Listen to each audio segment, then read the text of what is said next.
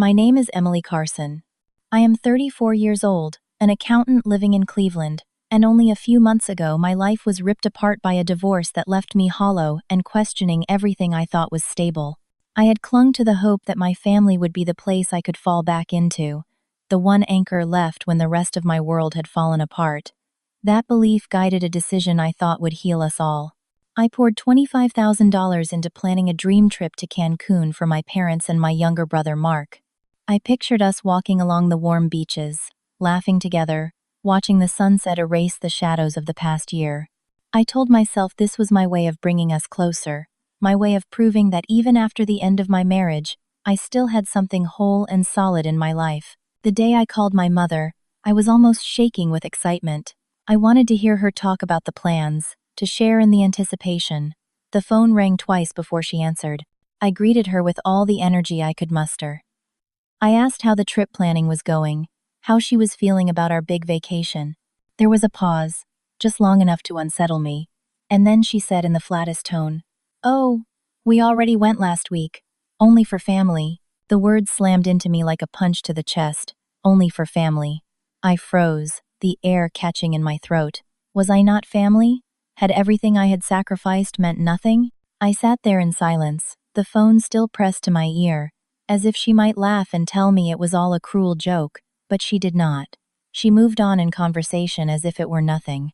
My mind kept replaying her words again and again, hammering me into the realization that I had been cut out of the very trip I had paid for in full. That night I sat at my apartment window, staring out over the Cleveland streets dusted in snow. I thought about the past 2 years, about how much I had given them. It was not only this trip, it was everything. I had written checks when they were short on rent, covered their utility bills when the heat was about to be shut off, even bought Mark a used car when his broke down. I had convinced myself that these were acts of love, that by giving, I could hold my family together. Yet when they planned their escape to paradise, they had left me behind without hesitation. The betrayal cut deeper than my divorce ever had. The divorce had ended a partnership, but this was the rejection of blood, the rejection of the very people who were supposed to stand with me when the world fell apart. As I sat there with the chill of winter pressing against the glass, I realized something inside me had shifted. They did not see me as their daughter or sister, they saw me as a bank account, nothing more. And in that moment, I swore I would never let it continue. Have you ever felt that sting from the people you thought you could trust most? If you have ever been cut out by your own family, I want you to share it. Leave a comment, tell your story. Someone out there might need to know they are not alone. I had always believed that family meant sacrifice. Growing up, my parents drilled into me the idea that we look out for one another no matter what. That belief had become the foundation of how I lived my life, especially after my divorce. When my marriage ended, I was desperate for something to hold on to, and I clung to the idea that my parents and my brother would be that anchor. Looking back now, I can see how easily I let them take advantage of that belief, how I blurred the line between love and obligation, until I no longer knew where one ended and the other began. Over the past 2 years, I had sent them a staggering $75,000. It was not just one big payment but a steady stream of checks, transfers, and deposits that flowed from my bank account into theirs. $200 here for rent, $800 there for a car repair Mark claimed was urgent, $500 for a family emergency that my mother never fully explained. It added up, brick by brick, a wall built between my own dreams and their endless demands. I had given up more than money. I had canceled a weekend getaway with friends because my parents' landlord was threatening eviction and they needed me to cover their overdue balance. I had postponed therapy sessions I desperately needed because I convinced myself that the money was better spent paying their electric bill. I skipped buying a new couch for my apartment because Mark's insurance premium had gone up and he begged me to help. Each decision felt small at the time, just one more act of love, but together they drained me dry. I remember the hollow ache of sitting late at night in my office, crunching numbers not for my clients but for myself, making sure I could stretch my paycheck far enough to cover both my life and theirs. I told myself that it was temporary, that eventually they would get back on their feet and we would laugh about the hard years. I imagined family dinners where they thanked me for holding us together, for being the one steady presence after my divorce. Instead, what I got was silence. No one ever checked on me. No one ever asked how I was coping. My father never called just to talk. My mother never apologized for asking again and again. Mark never said thank you. The only time my phone lit up with their names was when they needed more. The more I thought about it, the more I realized that my mother's cold words about the Cancun trip were not an isolated betrayal. They were the truth made plain. They did not see me. They saw what I could provide. And the worst part was that I had let it happen. I had been so desperate to be loved, so desperate to prove my value, that I had turned myself into a resource rather than a daughter or sister. The shame of that realization burned hotter than the anger. How had I not seen it sooner? My ex-husband's lawyer had called me too generous during our settlement, said I gave away too much in the divorce. At the time, I had dismissed it as cruelty. But now I wondered if he had seen something in me that I refused to admit, that I was willing to buy affection at the cost of my own well-being. I scrolled back through my online banking history one night, forcing myself to look at every transfer. Each line was another reminder of how blind I had been. $200 for groceries, $300 for Mark's phone bill, $1,000 for car insurance, hundreds more for internet, utilities, furniture, and the trip to Cancun, $25,000 that paid for flights, beachfront hotels, snorkeling tours, and meals I never tasted. Seeing the numbers lined up on the screen made my stomach twist. It was undeniable proof that I had been carrying everyone but myself. I lay awake that night, staring at the ceiling, my mind running in circles. My mother's voice echoed in my head, flat and unfeeling. Only for family. I realized then that I had been defining family one way, while they defined it another. To me, it was sacrifice and loyalty. To them, it was convenience and access to my wallet. And once I saw it clearly, I knew I could never go back to pretending otherwise. That realization did not come gently. It felt like a violent tearing, like ripping away a mask I had worn too long. It forced me to see how much of my life I had put on hold for people who would never do the same for me. I thought of the therapy sessions I had skipped, the vacations I had abandoned, the quiet nights where I ate cheap takeout because I had wired money to my parents. I thought of the way I had walked into stores and turned away from things I wanted, convincing myself that I did not need them because my family did. All of it built to one undeniable truth. I was not their daughter, not their sister, not in the way that mattered. I was their lifeline, their safety net, their endless supply of cash. And in sacrificing everything to be that for them, I had lost sight of myself. As the snow continued to fall outside my window, I felt the weight of those years pressing down on me. My heart ached, my body felt heavy, but somewhere deep inside, a spark of resolve flickered. I knew I could not change what had already been given, but I could decide what would happen next. The phone rang one evening as I sat at my desk, trying to focus on a stack of reports from work. The name flashing across the screen made my stomach twist. Mark. My brother had not reached out in weeks, not since the Cancun trip. For a brief second I wondered if he was finally calling to check on me, maybe to apologize. But the moment I answered, his tone told me everything I needed to know. Emily. Hey, listen, he said casually, as if we had spoken yesterday. The landlord's on my back again. Rent's overdue by about $2,000. Can you cover it today? I'm in a real bind. His words dripped with the same expectation I had heard 100 times before.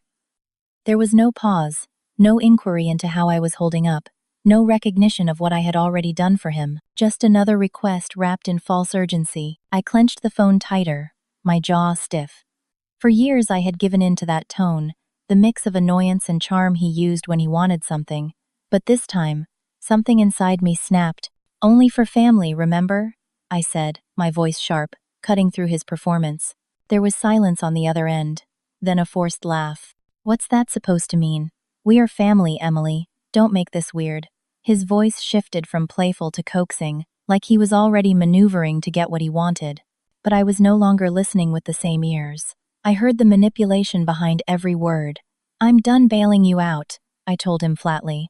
Before he could reply, I ended the call. My hands were trembling, but for the first time in years, the tremor was not from fear or guilt. It was from clarity.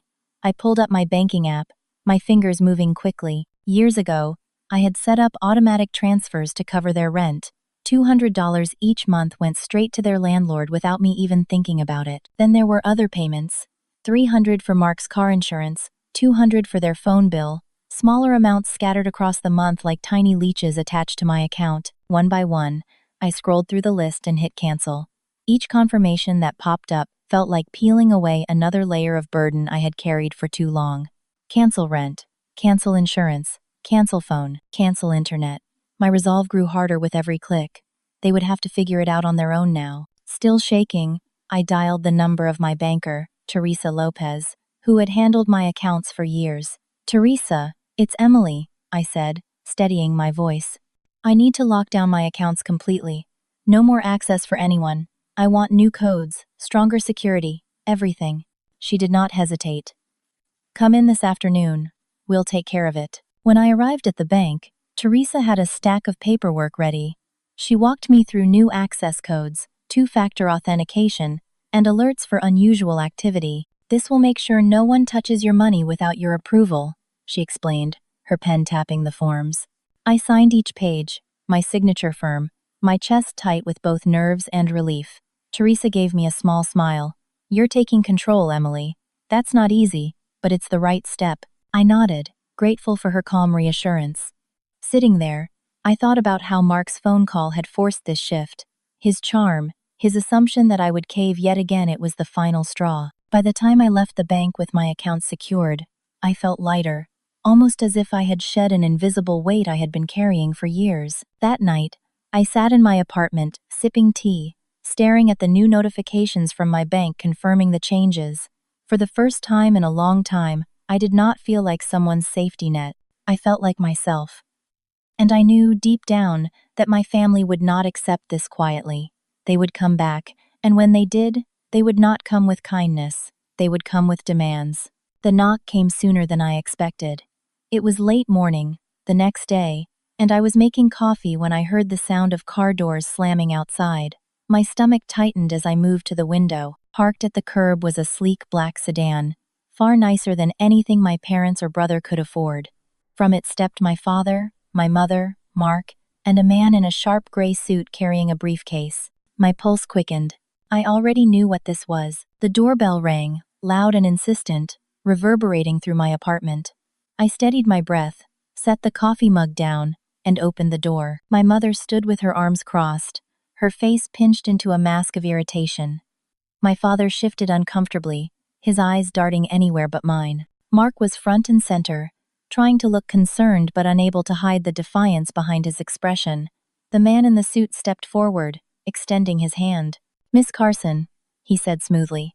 "I'm Harold Kent, representing your family. They've asked me to help resolve some concerns."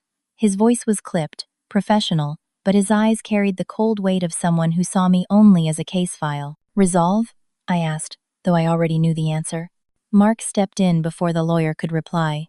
"You can't just cut us off, Emily. We're family. You've always taken care of us. You can't walk away now." His voice rose with each word, a rehearsed blend of indignation and guilt. My mother nodded sharply. "We need that money to get by, Emily. Be reasonable. You've always been the responsible one." Finally, my father spoke, his tone gruff. "You know we can't make it without your help. You're turning your back on us." The air felt heavy, pressing in on me. Their words, the way they piled one on top of another, were designed to suffocate me with guilt. But I was not the same woman who had written check after check without question. I straightened my shoulders, met their eyes, and said firmly, "I don't owe you anything. You made that clear when you left me out of your plans." Mark's face twisted with disbelief. "You're being selfish," he spat. "We're family. That means something." Mr. Kent raised a hand, his tone calm but edged with threat. "Miss Carson, if we can't reach an understanding, your family may be forced to pursue legal avenues. They depend on your financial support. This is about obligations, not feelings." The word obligation cut through me like a knife. Obligation had been the chain around my neck for years, and now they were using it as a weapon. I stood taller, my voice steady. "Then take it to court," I said. "You're not welcome here." I shut the door firmly, the lock clicking into place as my heart pounded in my chest. Outside, their voices rose angry, frustrated, but I did not listen. I leaned against the door for a moment, letting the adrenaline surge through me, then picked up my phone and dialed the number of the local hardware store. Within hours, a technician named Mike arrived, a stocky man with a toolbox and no-nonsense attitude. "Heard you need some security," he said. I explained what had happened, my voice trembling at first but growing steadier as I spoke. He nodded, got to work, and within an hour my old lock had been replaced with a heavy-duty deadbolt. Above the door, a new camera blinked red, linked to an app on my phone. "This will catch anyone who comes near," Mike explained, showing me how to monitor the feed. I thanked him as I signed the invoice, relief washing over me. With the new lock and camera in place, I finally felt as though I had drawn a line they could not cross. That evening, I sat with the new key in my hand, staring at the camera feed on my phone. My family had shown up at my door with a lawyer, ready to intimidate me into submission, but I had held firm. I had not caved. It was not just about money anymore. It was about reclaiming my life. They could call me selfish. They could drag me into court. They could bring all the lawyers they wanted. But for the first time in years, I felt like I had the strength to fight back. 2 days later, I walked into the small community room at the Cleveland Library for my book club meeting. The familiar smell of paper and coffee greeted me, and for the first time that week, I felt a flicker of comfort. My friends Janet, Rosa, and Claire were already seated, their books open but their conversations light. Janet, my closest friend, noticed me immediately.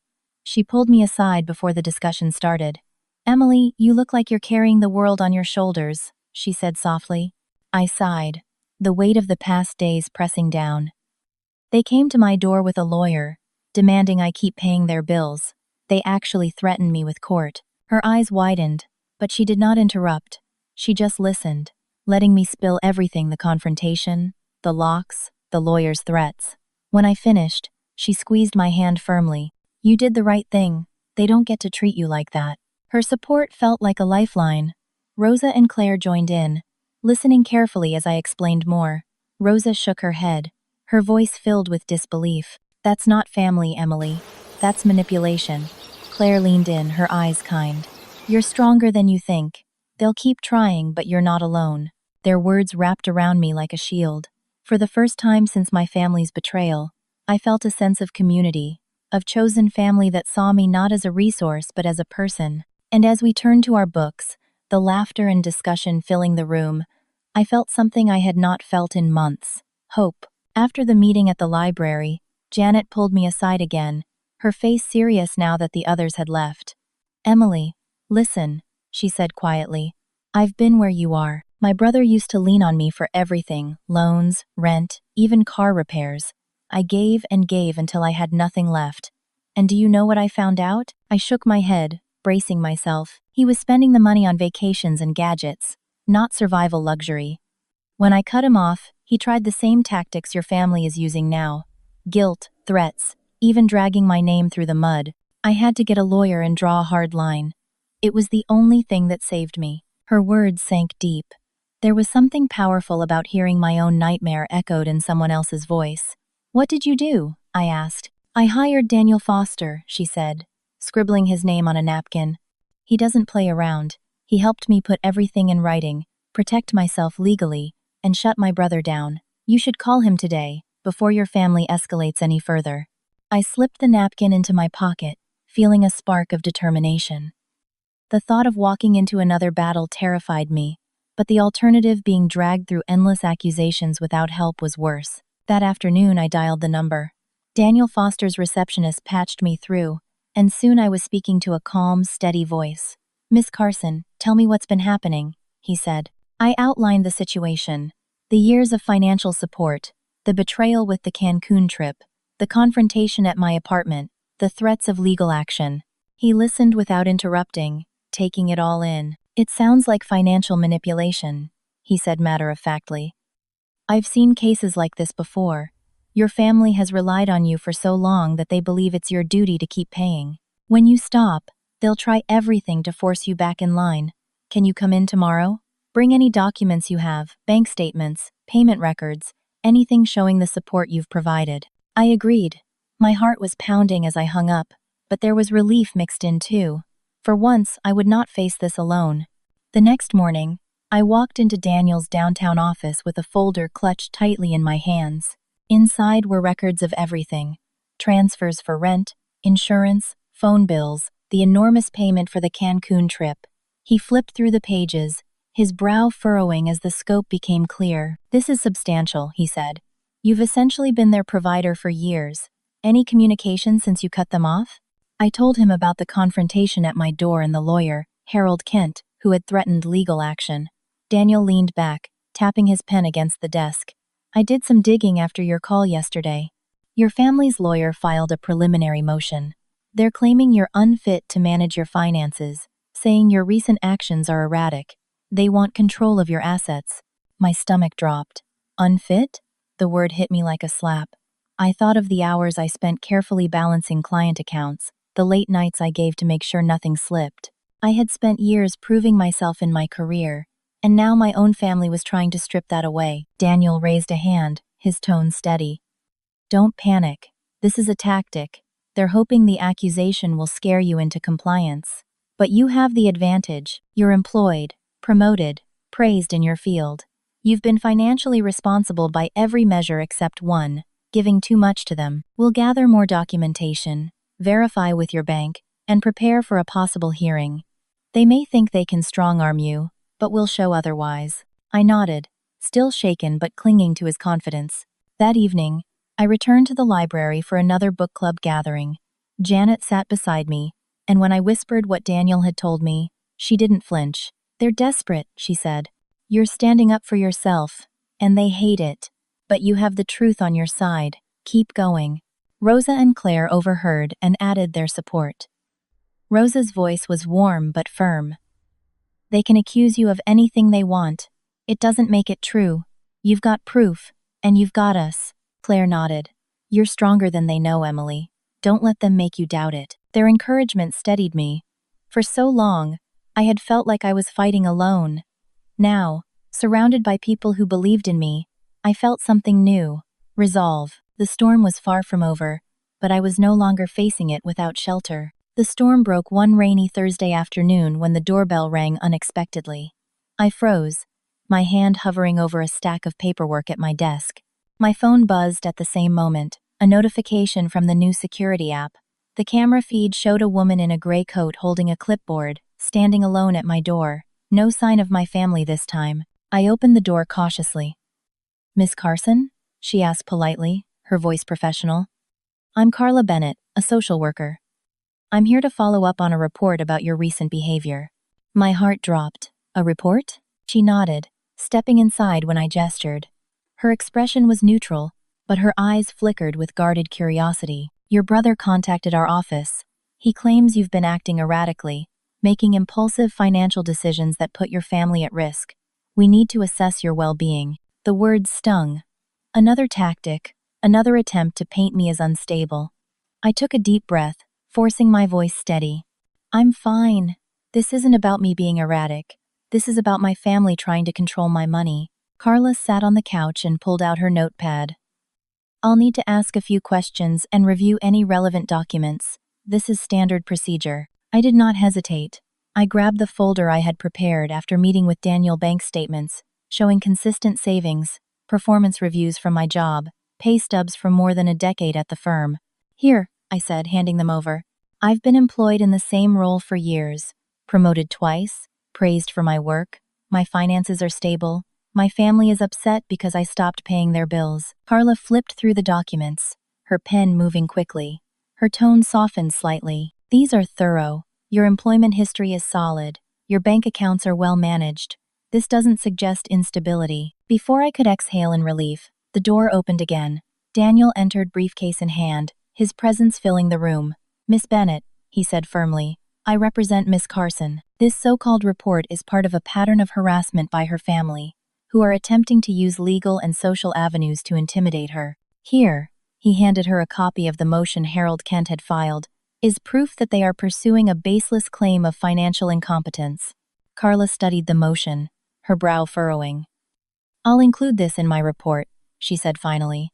But my focus is Miss Carson's current state, not legal disputes. Daniel nodded. Then you'll see she's fully capable. Her record speaks for itself. After Carla left, promising to follow up with her office, I slumped against the couch, drained but oddly proud. They had tried to smear me, to twist the narrative, but I had faced it head-on. Daniel gave me a reassuring nod. This is what we expected. They're escalating, but you're covered. Keep documenting everything. They're not going to win. That evening, I called Janet and asked her to meet me at a coffee shop near the library. When I arrived, she was already there with Rosa and Claire. Their faces were full of concern, but also fierce loyalty. They sent a social worker, I told them, my voice low, the words heavy on my tongue. Mark said I was unstable, that I couldn't handle my own money. Martha reached across the table, her hand covering mine. They're trying to wear you down, she said. But you're stronger than this. Rosa's voice was steady. They can't define you, Emily. You've worked hard for everything you have. Don't let them take that away. Even quiet Claire, who rarely spoke up, looked me in the eye. We've got your back. Whatever happens, we're with you. Their support wrapped around me like armor. I walked home that night through the drizzle, the city lights blurred by rain, and felt something I had not felt in months. Defiance. They could call me selfish, unstable, unfit, but the truth was steady and clear. I was capable, I was strong, and I was not going to let them win. 3 weeks later, I stood inside the Cleveland courthouse, the air cold and heavy, the wooden benches creaking beneath the weight of strangers waiting for their cases. My heart pounded as I sat beside Daniel. Across the aisle, my father and Mark sat stiffly beside Harold Kent, their faces set in grim determination. This was it. All their accusations, all their attempts to control me, had led here. Judge Thomas Richards would hear the case and decide whether I was fit to manage my own finances. I clutched the folder of evidence Daniel and I had prepared. Pay stubs, bank records, letters from my employer praising my work. I wasn't here to beg. I was here to fight. The courtroom felt colder than the January air outside, the kind of cold that seeped into your bones. I sat with my hands folded tightly in my lap, trying to steady the tremor that threatened to betray my nerves. Daniel leaned toward me, his voice calm and low. Stay focused. We have the truth, and the judge will see that. Judge Richards entered, his black robe flowing as he took his seat at the bench. The bailiff called for silence, and the room settled into a tense stillness. Harold Kent rose first, buttoning his jacket, his voice smooth as polished glass. Your Honor, we are here today because Miss Emily Carson has demonstrated erratic financial behavior that has endangered not only herself but her family. For years, she has been their primary support, but recently, without warning, she cut them off. She left them in hardship, ignoring her responsibilities. Her family is deeply concerned that she is no longer capable of managing her own finances responsibly. His words echoed across the courtroom, twisting the truth into a weapon. My stomach turned, but I kept my eyes on Judge Richards. Harold gestured toward Mark, who took the stand first. My brother's eyes darted away from mine as he adjusted the microphone. His voice trembled just enough to sound convincing. Emily has always been generous. She's helped us for years. But lately, she's unpredictable. She shut us out without reason, and I'm worried about her.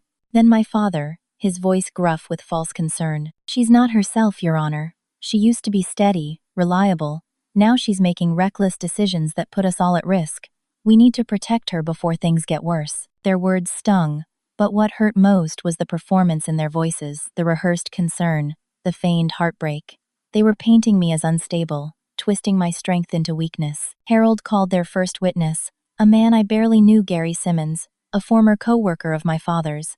He shifted uncomfortably in the witness chair. I heard Emily's been acting strangely, he said. Clarence told me she's been reckless with money. Daniel was on his feet in an instant. Objection. Hearsay. The judge nodded. Sustained. The statement will be stricken. Next came a neighbor of Mark's, Ellen Parker. She looked nervous, her hands twisting in her lap. Judy stopped helping her family out of nowhere. It's not like her. Daniel's cross-examination was swift. Miss Parker, have you ever spoken to Miss Carson directly about her finances? Ellen hesitated. No, only what Mark told me. Then your testimony is based entirely on hearsay? She faltered. Yes, thank you. No further questions. Each of their witnesses crumbled, their claims collapsing under the weight of Daniel's sharp precision. I felt a flicker of hope. Now it was our turn. Daniel called Dr. Barbara Klein, a psychiatrist who had evaluated me after the social worker's visit. She sat upright, her voice firm. Miss Carson is fully competent. She manages a demanding job with skill, makes rational financial decisions, and demonstrates clear judgment. My assessment found no signs of erratic behavior. Harold tried to poke holes. Doctor, isn't it true she's been under stress from her divorce? Stress does not equal incapacity. Dr. Klein replied, unshaken. In fact, her decisions drawing boundaries with her family are deliberate and reasonable. Then Daniel called me to the stand. My heart pounded as I raised my hand and swore to tell the truth. I sat, steadying my breath. Miss Carson, Daniel began gently, why did you stop financially supporting your family? I looked at the judge, my voice calm though my chest ached. I supported them for years. Rent, bills, groceries, even a vacation. I sacrificed my own needs, my own life, because I believed it would hold us together. But when I realized they were using me, excluding me, treating me like nothing more than a bank account, I had to stop. That isn't erratic, that's survival. Daniel handed me the folder. Would you describe what's inside? I opened it, showing performance reviews from my job, letters praising my work, bank records reflecting steady savings. These are my records, I said. They show stability, consistency, responsibility. I've worked as an accountant for over 10 years, promoted twice, trusted with millions in client funds. I'm competent, I'm capable. I just finally set boundaries. Harold rose, his tone sharp. Miss Carson, isn't it true you acted out of spite? That you were angry about being excluded and retaliated by cutting them off? I acted out of necessity, I countered, meeting his gaze. They demanded money while excluding me from their lives. That isn't family, that's exploitation. The room went still. Judge Richards scribbled notes, his face unreadable. When both sides rested, Daniel stood for his closing. Your Honor, the plaintiffs have provided no credible evidence of incapacity. Their claims are vague, rooted in hearsay, and motivated by self-interest. In contrast, Miss Carson's records, her stable career, and the expert testimony of Dr. Klein demonstrate her full competence. This case is not about her ability. It is about her family's attempt to manipulate and control her. Harold countered with emotional pleas about duty and family bonds, but his words rang hollow in the silence that followed.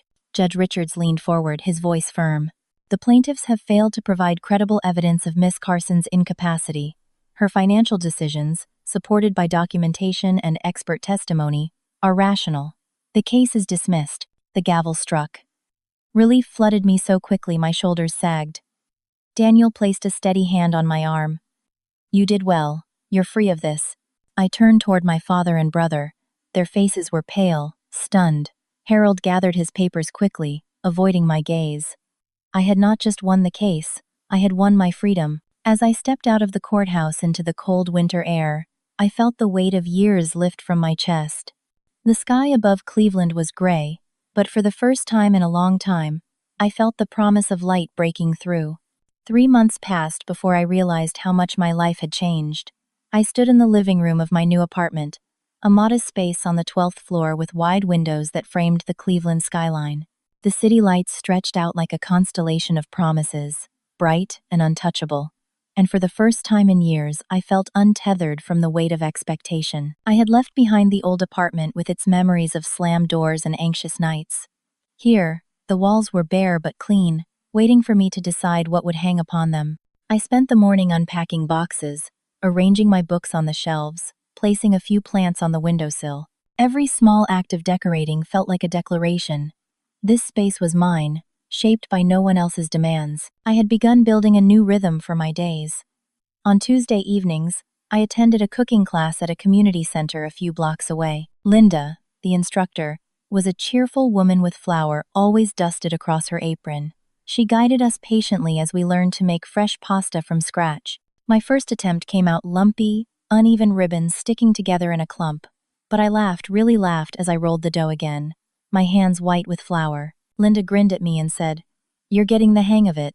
For once, I believed her. Cooking became more than a skill. It was a symbol of rebuilding. I had spent years feeding everyone else's needs, ignoring my own. Now, kneading dough, simmering sauces, and tasting the results filled me with pride I had forgotten I could feel. I had mastered a rich marinara, and risotto was next on my list. When I was not in the kitchen, I was planning. Brochures littered my dining table.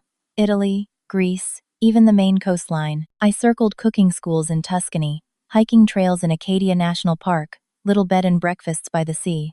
I had enough saved now, thanks to the money I no longer sent to my family. For the first time, the idea of traveling alone did not frighten me, it thrilled me. One evening, I sat at my desk with my journal, something I had begun after the trial. At first, the words were halting, awkward, but soon they poured out, page after page. I wrote about the years I had spent tying my worth to my family's approval, believing that if I gave enough, they would finally see me. I wrote about how wrong I had been, how their betrayal had shattered the illusion but also freed me. My value was not measured in dollars spent or sacrifices made. It was measured in who I was when no one was draining me dry. I had heard through an acquaintance that my parents and Mark had moved into a cramped apartment on the edge of the city. Mark was working 2 jobs, cashier by day, diner server by night, while my parents scraped by. They were living in the shadow of their choices. And though a small pang of guilt surfaced when I pictured them struggling, it faded quickly. They had demanded too much for too long. Their hardship was the natural consequence of leaning on me instead of themselves. I did not wish them harm, but I no longer carried their weight. One Saturday evening, I invited Janet, Rosa, and Claire to see my new place. They arrived with a bottle of wine and warm smiles, their laughter filling the apartment with life. Janet looked around approvingly. "This place suits you," she said. Rosa raised her glass once we were settled around the dining table. "To new beginnings." We clinked glasses, the sound echoing against the bare walls. For a moment, I just sat back and let it wash over me, the laughter, the support, the simple joy of being with people who cared for me without strings attached. These women had stood by me through the darkest months, and now they were here to celebrate the light. As the evening wound down, I shared my travel plans, and Claire's eyes lit up. "You're going to love it," she said. "There's nothing like discovering the world on your own." After they left, I stood by the window, watching the city glow below. My reflection looked back at me tired, yes, but strong. I thought about everything I had endured, the betrayal, the confrontations, the courtroom battles, and I thought about what I had learned. Independence was not just about money. It was about freedom, the freedom to make choices, to shape my own life, to decide what I valued. For too long, I had allowed others to define me, but no more. My independence, my choices, my life, they were mine now. And as I closed my journal that night, I knew I was not just free from my family's demands. I was free to build a future that finally belonged to me.